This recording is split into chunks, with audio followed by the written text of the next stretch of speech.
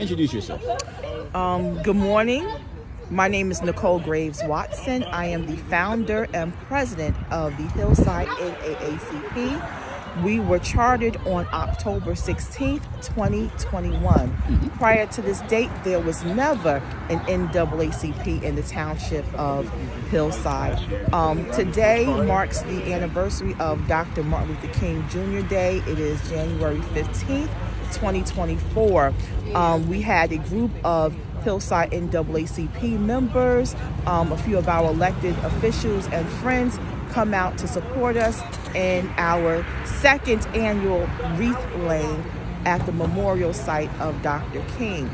We are here to remind everyone that Dr. King stood for racial equality and justice. Unfortunately, during these times, we see that there has been we see that Black people continue to be victims of racial injustice, and we are here to continue Dr. King's fight. Thank you.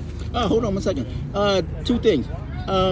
Because you mentioned in the war, why is it important to remember Dr. King and the civil rights struggle? Because it's still going on, right? Yes. I mean, a lot of people say, oh, it's over, but no, it ain't really over, is it? No, it's not. I was speaking a few minutes ago while the crowd was out here that we see the end of affirmative action in college admissions. So that's something that's very unjust to racial equality and racial justice.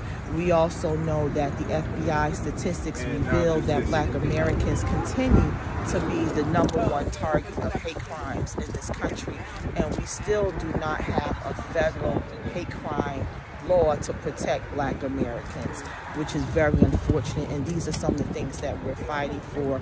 We're also fighting for reparations for the descendants of slavery in this country.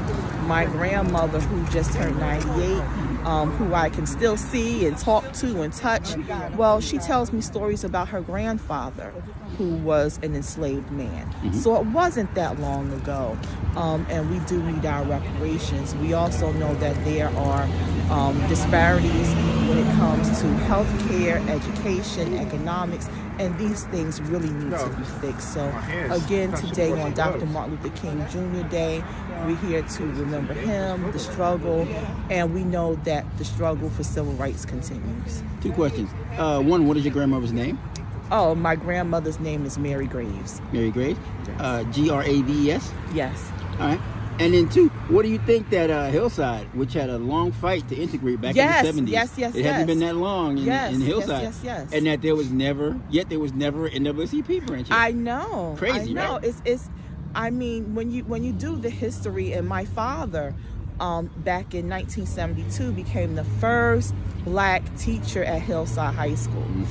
So when you look at these things, and also with segregation in the township, I believe that segregation didn't end in the township until 1982 with busing. So, and at that time, there was never NAACP until recently. So, again, we're here, Hillside NAACP. You can find more information on our website, which is naacphillsidenj.org. All right. Good enough. All right. Listen, you said a lot in this code out here, so I'll let you go. But I also wanted to ask you some other questions. But I'll do that after this one. Okay. But I want to pan out real fast and get a picture of you, or get a shot of you in front of this memorial, which is a rock here in the park across the street from Hillside High School.